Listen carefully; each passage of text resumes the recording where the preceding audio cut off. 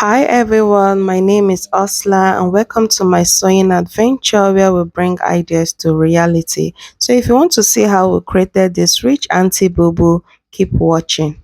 So this BUBU will be made with this ankara and this fringe. Already we have 6 years of ankara here, but 3 years will be enough for this style. And we're going to be using 2.5 yards of fringes. So guys, for this dress, we are going to cut the back and the front together. That is to say that at the shoulder part, there will be no joining. So we're going to start by measuring the length of our gown. So you're going to minus the full length of your gown from 20 inches because the length of our fringe is 20 inches. So after that, we're going to fold it. It's going to be folded into four, just like you're seeing on the screen. So guys, we go ahead to impute our shoulder measurement. Next is our sleeve length plus 1.5 inches for our folding allowance. After that, we are going to be measuring our round sleeve, how big you want your sleeve to be. We're going to measure it down just like you're saying. Next thing we're going to do is to measure our half length and our hip length.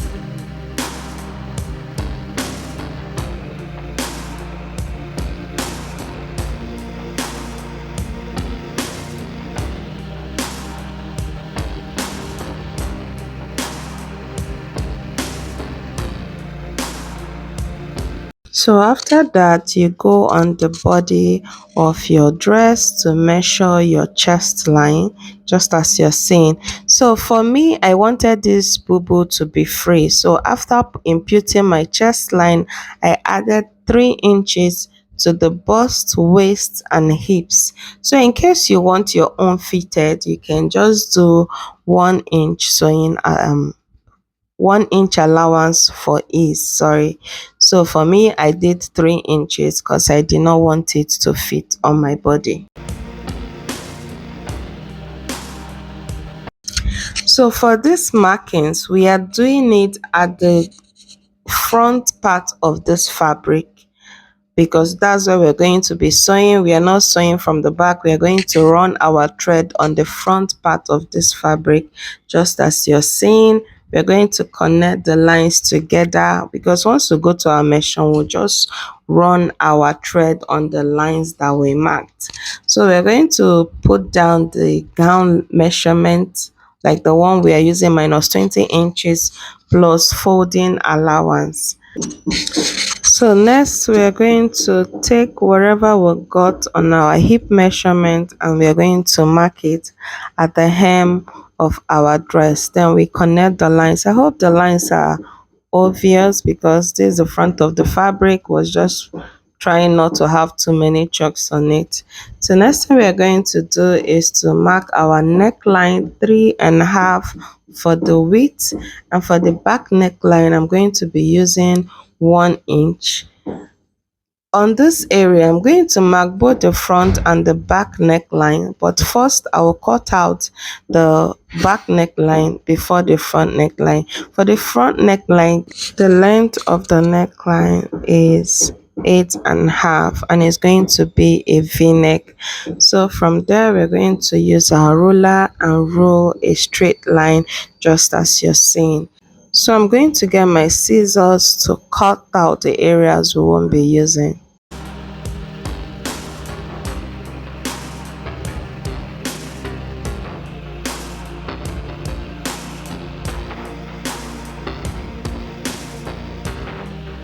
So guys, for this area, I'm going to repeat the same thing I did at the front part of this dress to the back to make it easier for me, like I said earlier while sewing.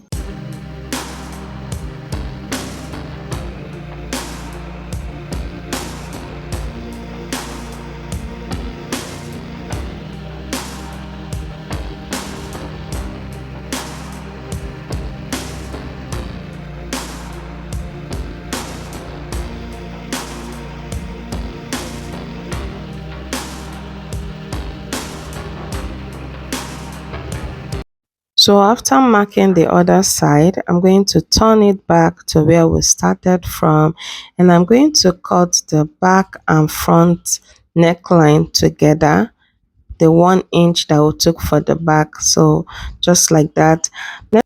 Next, we are going to trim off the edge of this fabric. Well, you can fold your own inside with your folding allowance, but I just wanted to trim it so that I could just easily fold it without having to have those yellowish stuff appear at the edge of my fabric.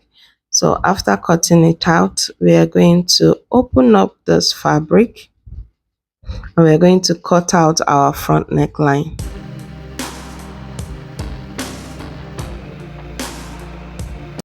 So you can see, due to we marked the both sides, you can see the v-neck, which makes it easier for us to cut out.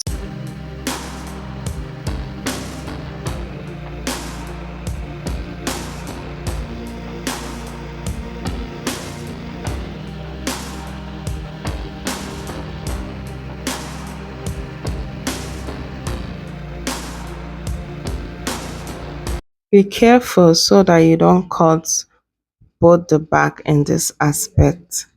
So next, we're going to be cutting the interfacing of the neckline. I will also go ahead and fold the edge of this fabric.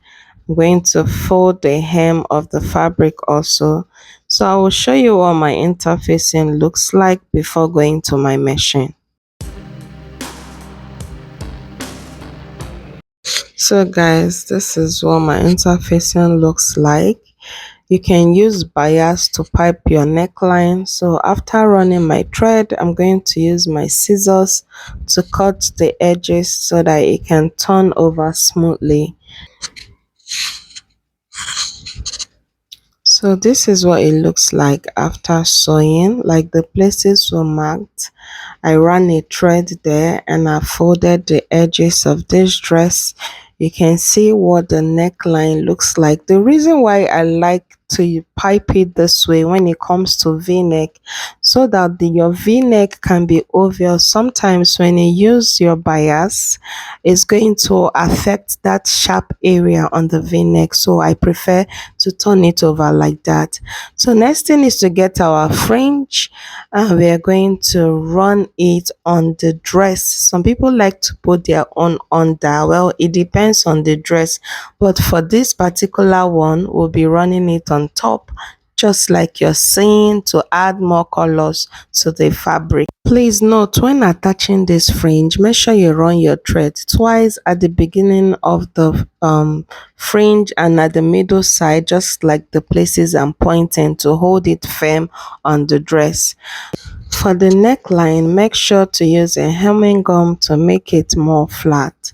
Just like you're seeing, with this hemming gum, it will help to flatten your neckline. And this is basically the end of this video. I mean, this is the most fastest BUBU gown you can ever make, trust me. So you can see how it came out beautiful. You can see that the red fringe added more color to this material.